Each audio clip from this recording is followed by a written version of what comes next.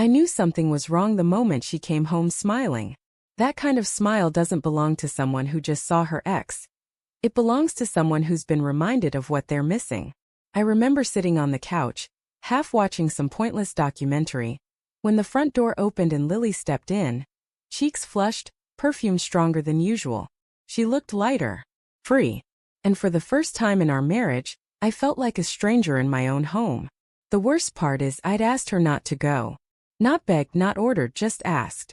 "It's weird, Lily," I said the night before, trying to sound calm. "Why would you want to go to a party thrown by your ex? Even if it's just friends, it's not right." She laughed it off. "You're being dramatic, Ryan. It's a group event, not a date. I told you we ended things years ago. He's with someone else now." Her tone had that edge, the one that made me feel like a jealous teenager instead of her husband. I dropped it. I wanted to trust her. I really did. So when she walked in that night smiling like that, I forced a smile back. "How was it?" I asked, voice too casual, too careful. "It was fun," she said, kicking off her heels. "Saw a lot of old friends. You should have come, honestly." "Yeah," I said, pretending to focus on the TV. "Maybe next time." She hummed and disappeared into the bathroom. I heard the water running. I didn't realize then that it wasn't just makeup she was washing off. It was guilt. That night she slid into bed beside me, warm and quiet, scrolling through her phone. I reached out to hold her, and she flinched just slightly, like she wasn't expecting me to. That's when something in my chest cracked. Not all the way, just enough to let suspicion seep in. The next morning she was up early, humming while she made coffee. I couldn't shake it. "So who all was there last night?" I asked. She listed names. People I knew, a few I didn't. I waited for his name, Ethan. The ex. She skipped it. I noticed. "Was Ethan there?" I asked. She hesitated just long enough. "Yeah," she said finally. "But it was no big deal, Ryan."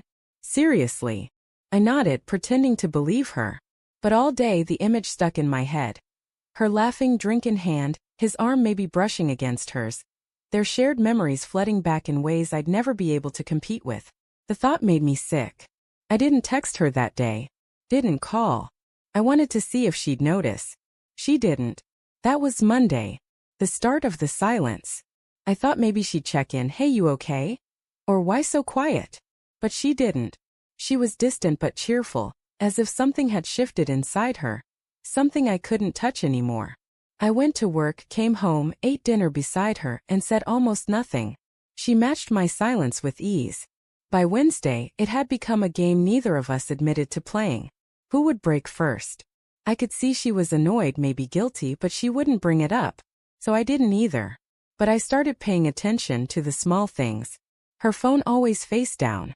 Her sudden bursts of laughter while texting friends. The way she started dressing a little nicer. Wearing perfume even when she had errands. On Thursday night, I stayed up after she went to bed. Her phone buzzed on the nightstand. One message, one name. Ethan. My stomach twisted so hard I thought I might be sick. The preview was short. Had a great time catching up. Been thinking about that conversation. I didn't open it. I just stared at it until the screen dimmed. Until my reflection looked like someone I didn't recognize. I didn't wake her. I didn't yell. I just walked out to the kitchen, sat there in the dark, and let the silence consume me. By Friday she could tell I'd seen something. I didn't say a word, but she noticed the way I looked at her. Like I was waiting for her to lie again. "What?" she asked that evening, trying to sound casual, rinsing dishes at the sink. "You've been quiet all week." "Just tired," I said. "Of me?" I didn't answer. The clatter of dishes stopped. She turned to me, eyes searching. "Ryan, what's going on?" I wanted to scream Ethan's "What's going on?" But I didn't. I wanted her to tell me first. Instead she sighed. "This again? You still think something's going on with him? God, Ryan, it's exhausting. You're acting paranoid." "Am I?" I said. "Then why's he texting you at midnight?" Her face drained of color. She opened her mouth, closed it, then said softly, "It's not what you think." "Then tell me what it is." She hesitated. "Too long. We just talked. About old times. It was nice to catch up, that's all." I laughed bitterly. "Yeah, I'm sure it was nice.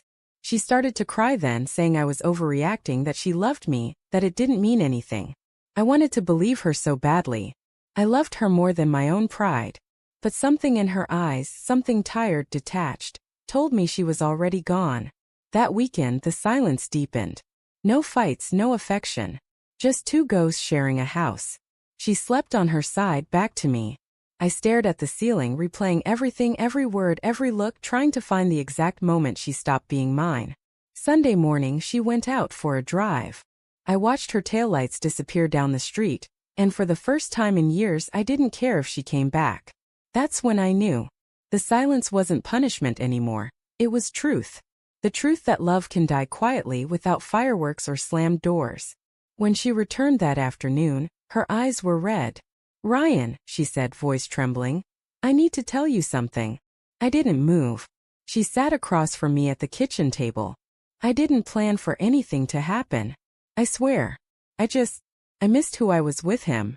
The way he made me feel. It was stupid, and I hate myself for it. "So you slept with him," I said flatly. Tears spilled down her cheeks. She didn't deny it. There's a strange kind of calm that comes with confirmation. It's not rage or heartbreak, it's relief. The guessing ends. The hope dies cleanly. I just nodded and stood up. She reached for me, but I stepped back. "Please," she whispered. "Say something." "I did," I said quietly.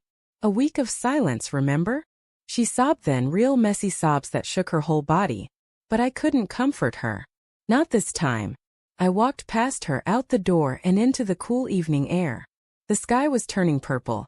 The way it used to when we'd sit on the porch drinking wine, planning our future. Funny how small those plans seem now. I stayed at a friend's place that night. Didn't sleep much. Every time I closed my eyes I saw her face. Smiling, guilty, lost. I thought about the man I used to be, the one who trusted too easily, who thought love could outlast temptation. That man died quietly sometime between her laughter and her lies. She texted me the next day. "I'm sorry. I wish I could take it back." I stared at the words for a long time before deleting them. You can't take back betrayal. You can only live with the echoes of it. It's been months now. People ask what happened between us. I tell them the truth, but not all of it. I tell them she made a mistake and I couldn't forgive it.